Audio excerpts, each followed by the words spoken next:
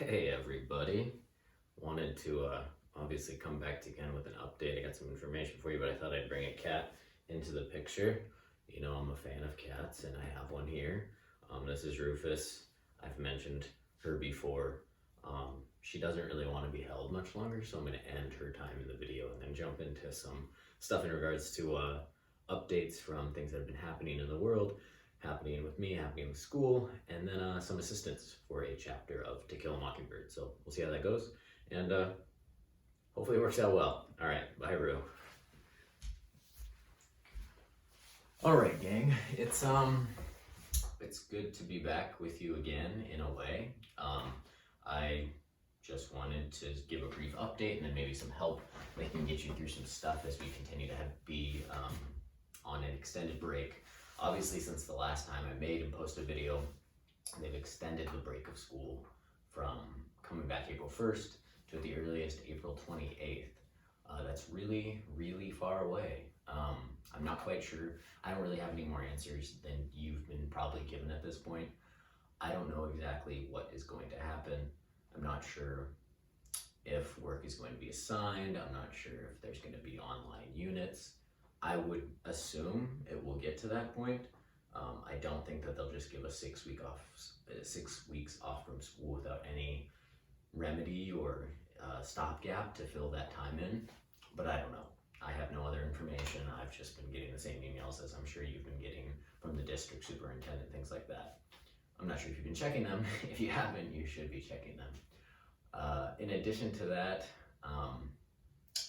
I guess I just wanted to give a couple shout outs to a few people in regards to the last video. So all the people that either put a comment on the video, which totally feel free to do. That could be a fun way for you to maybe engage with each other. I like some people liked it, some people disliked it, which I thought was funny. Dakota, Joy, Ari, Mayan, Larissa, Esther, and Tori. Thanks for your comments either on the video or in the Google Classroom. That's fun for me to see. It's fun for other people to see, I think. I don't know. I also wanted to say happy birthday to Zaria, which will be happening very soon, and Colton. Two people will be having birthdays very soon while we're on this weird break, while we're kind of quarantine lockdown. I'm not sure how you're all approaching that. I will also be celebrating my birthday during this time. It'll be different than previous birthdays, I'm sure. Yeah, so those are all the precursor things I wanted to say. Updates about life. I guess I've just been going on a bunch of bike rides, a bunch of walks, sleeping in a little bit, trying to have a routine, but I'm not quite sure how long that'll stay or stand. Yeah, so that's everything about life, everything that's been going on. Yeah, I guess I'll jump into a chapter of To Kill a Mockingbird, chapter 21. You might be saying this if you already read it, already have notes for it. You don't have to watch it then, but I thought it would be nice for the people who hadn't read any of it, chapter 21 that is, I'm assuming you've read all the previous pieces, to possibly follow along with me, or just be like, what did Mr. Theo think were good note ideas? What did he think were good things to put down for definitions or words that were tough to use? I'll read it, I'll stop, I'll talk about stuff. I'll also put up the images of the pages as I'm reading along with him, so you could just watch the video and look at it from there, or you could of course have your copy of the text out and with you. All right, let's go ahead and jump into that. She stopped shyly at the railing and waited to get Judge Taylor's attention. Of course, I'm already stopping, you know how I love to do that. This is already referring to Calpurnia showing up to the courtroom after Atticus has just finished his closing statement. Okay. She was in a fresh apron and she carried an envelope in her hand. Judge Taylor saw her and said, "It's Calpurnia, isn't it?" "Yes, sir," she said. "Could I just pass this note to Mr. Finch, please, sir? It hasn't got anything to do with the trial." Judge Taylor nodded and Atticus took the envelope from Calpurnia. He opened it, read its contents, and said, "Judge, this note is from my sister. She says my children are missing. Haven't turned up since noon. Could you?" "I know where they are, Atticus," Mr. Underwood spoke up. "They're right up yonder in the colored balcony. Been there since precisely 1:18 p.m. Of course, you remember Mr. Underwood is the guy who runs the newspaper. He was watching over Atticus when the mob approached to lynch Tom. Our father turned and looked up. "Jem, come down from there," he called. Then he said something to the judge we didn't hear. We climbed across Reverend Sykes and made our way up the staircase. Atticus and Calpurnia met us downstairs. Calpurnia looked peeved, but Atticus looked exhausted. Jem was jumping in excitement. "We've won, haven't we?" I've no idea," said Atticus shortly. "You've been here all afternoon? Go home with Calpurnia and get your supper, and stay home." "Ah, Atticus, let us come back," pleaded Jem. "Please, let us hear the verdict. Please, sir." "The jury might be out and back in a minute. We don't know." But we could tell Atticus was relenting. "Well, you've heard it all, so you might as well hear the rest. Tell you what, you all come back when you've eaten your supper. Eat slowly now, you won't miss anything important. And if the jury's still out, you can wait with us. But I expect it'll be over before you get back." "You think they'll acquit him that fast?" asked Jem. Atticus opened his mouth to answer, but shut it and left us. So Jem believes that the jury is going to go back, deliberate, and immediately acquit Tom, which would be, of course, finding him not guilty of the crime of rape and beating of Mayella. Atticus, on the other hand, doesn't answer this question, and we can infer that Atticus, of course, based on the things that he's previously said, does not think that they're going to quickly find Tom not guilty. He thinks that they'll quickly find Tom guilty because of systemic racism in their society.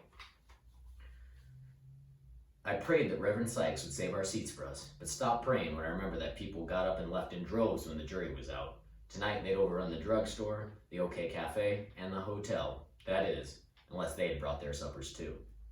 Calpurnia marched us home. Skin every one of you alive, the very idea. You children listening to all that. Mr. Jem, don't you know better than to take your little sister to the trial? Miss Alexandra will absolutely have a stroke of paralysis when she finds out. Ain't fitting for children to hear." The street lights were on, and we glimpsed Calpurnia's indignant profile as we passed beneath them. "Mr. Jem, I thought you was getting some kind of head on your shoulders. The very idea. She's your little sister. The very idea, sir. You ought to be perfectly ashamed of yourself. Ain't you got any sense at all?" I was exhilarated. So many things had happened so fast. I felt it would take years to sort them out. And now here was Calpurnia giving her precious Jem down the country. What new marvels would the evening bring? Jem was chuckling. "Don't you want to hear about it, Cal? Hush your mouth, sir. When you ought to be hanging your head in shame, you going along laughing." Calpurnia revived a series of rusty threats that moved Jem to little remorse, and she sailed up the front steps with her classic, "If Mr. Finch don't wear you out, I will. Get in that house, sir." Jem went in grinning, and Calpurnia nodded tacit consent to having Dill in to supper. Tacit. You know, we've talked about that word a bunch, you know it. "You all call Miss Rachel right now and tell her where you are." She told him. "She's run distracted looking for you. You watch out she don't ship you back to Meridian first thing in the morning." Aunt Alexandra met us and nearly fainted when Calpurnia told her where we were. I guess it hurt her when we told her Atticus said we could go back, because she didn't say a word during supper. She just rearranged food on her plate, looking at it sadly while Calpurnia served Jem, Dill, and me with a vengeance. Calpurnia poured milk, dished out potato salad and ham, muttering, "Shame to yourselves," in varying degrees of intensity. "Now you all eat slow," was her final command. Reverend Sykes had saved our places. We were surprised to find that we had been gone nearly an hour, and were equally surprised to find the courtroom exactly as we had left it, with minor changes. The jury box was empty, the defendant was gone, Judge Taylor had been gone, but he reappeared as we were seating ourselves. "Nobody was moved hardly," said Jem. "They moved around some when the jury went out," said Reverend Sykes. "The men folk down there got their women folk their suppers, and they fed their babies." "How long have they been out?" asked Jem. "About 30 minutes. Mr. Finch and Mr. Gilmore did some more talking, and Judge Taylor charged the jury." "How was he?" asked Jem. "What say? Oh, he did right well. I ain't complaining one bit, but he was mighty fair-minded.